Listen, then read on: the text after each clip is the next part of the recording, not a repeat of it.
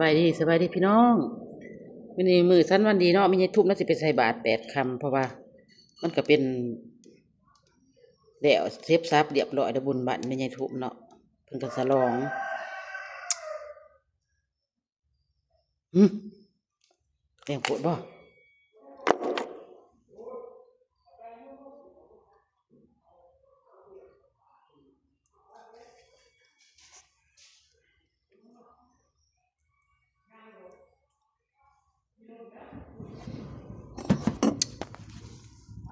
เอาบ่พี่น้องหึ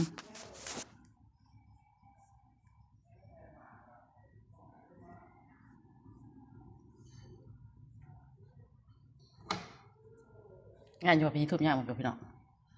หยองนี่เด้อหยองมีใหญ่ทุ่มนี่เด้อมีใหญ่ทุ่มงามก็ให้หยองแน่ไปนำกันสบายดีพี่น้องตอนนี้แม่ใหญ่ทุ่มแล้วก็มาฮอดวัดฮอดว่าแล้วครูบาเพิ่นกำลังลงมา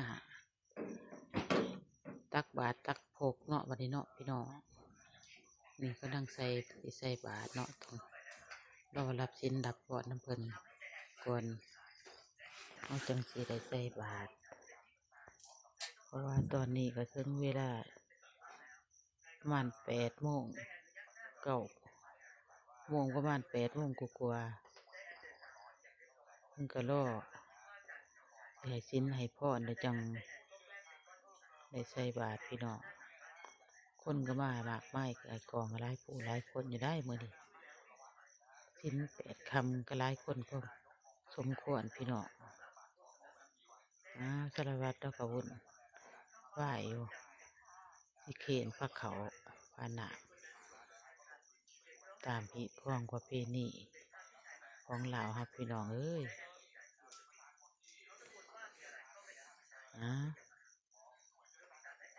เสร็จสิ้นเรียบร้อยเฮาก็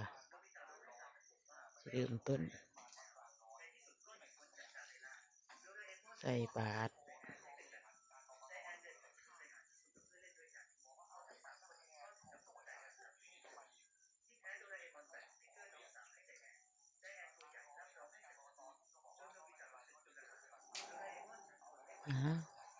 ผู้กินแล้วก็กินได้เราหิวก่อนพี่น้อง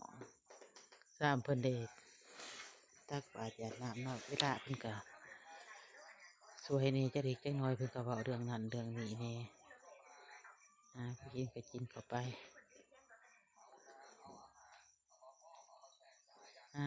แต่บ้านเฮามีแต่คนงามพี่น้องเอ้ยแต่บ้านไม่ใหญ่ทุ่มพี่น้องเอ้ยแม่ลูกเขานี่คืองามคักแท้โอ้แม่นเบิด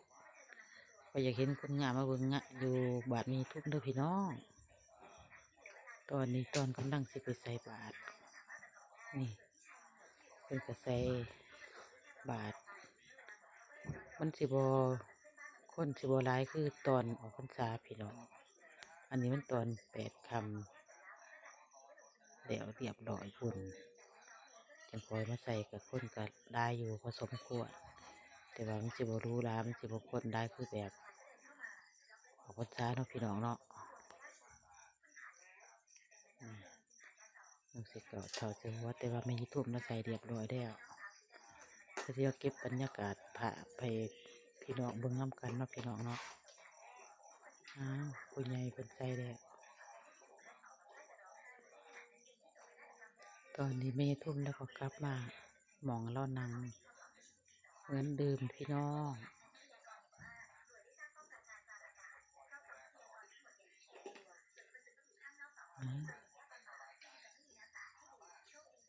อ้าว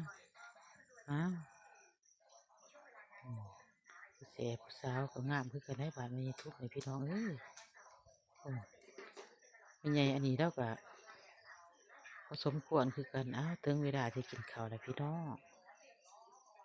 เพิ่นสั้นเดี๋ยวก็ยุกมาให้บอกไม่ออกพอออกกินเนาะพี่น้องเนาะเถื่อ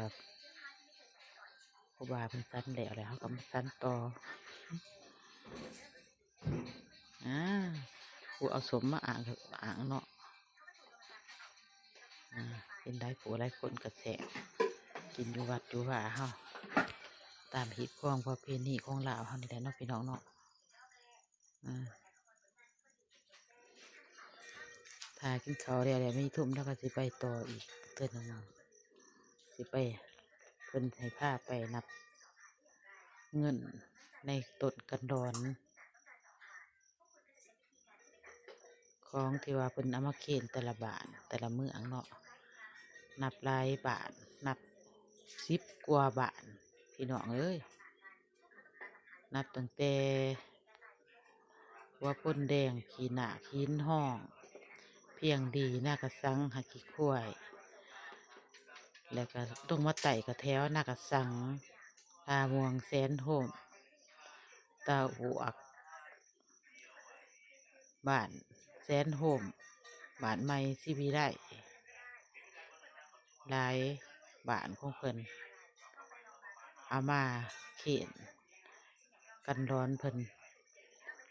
เลยเป็น10 หมู่บ้านถ้าไม่ทุ่มไม่ใช่ทุ่มจำบ่ผิดนี่10 ปลายบ้านเพิ่นมาทำบุญมุทนานำบัดป่านเสร็จของเฮาพี่น้อง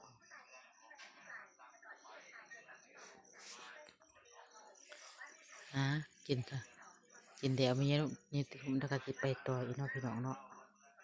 ตอนนี้ยังสนุกเฮฮาและกินข้าวอยู่อิ่มเดี๋ยวก็อิ่มน้ำพุก็ต้องอิ่มก็กินต่อที่ไม่ใช่ทุ่มแล้วก็กินแล้วได้จังได้มาถ่ายคลิปปัญญาก็อัดให้พี่น้องไปเบิ่งในชมน้ำกันพิตามวนว่าพี่น้องบ้านไม่มีทุ่มงานถ้ามวนก็15 คำมาใส่บาทมีทุ่มเด้อพี่น้องเด้อโอ้ยเทิงกินเทิงเว่าเทิงหัวเทิงมวนมาวัดอิ่มทั้งบุญอิ่มทั้งใจเนาะพี่น้องเนาะอิ่มทั้งท้องว่าสันซะอ้าวตอนนี้ก็ถึงเวลานับเงินกันแล้วนั่นมีทุ่มแล้วมักดีเนี่ยนี่ถ้ามักนับเปิดมือก็ได้เนาะพี่น้องเนาะอ่าแต่ว่ากินข้าวแล้วกับพากันมัดสามัคคีมานับเงินตดกันดอนแต่ละบาทเบิ่งเบิ่งเด้อพี่น้องเด้อรวมมันสิได้มันสิออกมาหลายปานใดแต่ละแต่ละบาทแต่ว่าแต่ละบาทก็สิบ่ได้รวมแบบแต่ละบาทสิได้รวมจุดเดียวกันว่าไหลเท่าไหร่ถึงเวลาเฮาก็เลยสิไปบ้านเพิ่นเฮ็ดเฮาก็สิได้ไปคืนเนาะกันดอนเฮาเนาะแต่ว่าอาจสิป่วยเพียงดีนะก็สังหรือว่าบัดใดก็แล้วแต่เนาะเฮาก็ต้องไปทำบุญโมทนานำเพิ่นอีกอันตอนนี้เพิ่นมาซอยเพิ่นมาทำบุญนำนี่ก็หลายหมู่บ้านกระทงเปื่อยนาปะเกียะหน้องหวาถ้ามีไอ้ทุ่มจำบ่ผิดนี่ปะสิประมาณ15หมู่บ้านพี่แล้พี่น้องเอ้ยผู้เอาผู้นับก็นับผู้ลึงออกแต่อ่าต้นก็ดังดึงผู้เลือกผู้คัดใบ10 ใบ 20ก็อยู่แต่ใบ 10 ใบ 20เนาะรวมแล้วมันสิได้เท่าไรพี่น้องออกมาตอนนี้ก็ไก่ที่เซ็ตมีไงเนี่ยก็เดียวหันเดียวหนีอยู่เรากับมัวแล้วก็แซวว่าเอาไปไว้เด้อจะปึกหนึ่งว่าจ้ะนี่ก็รีบง่ายที่เราพี่น้องเนาะที่ว่าแบบดึงออกให้ดึงยากแล้วถ้าเขาบ่มี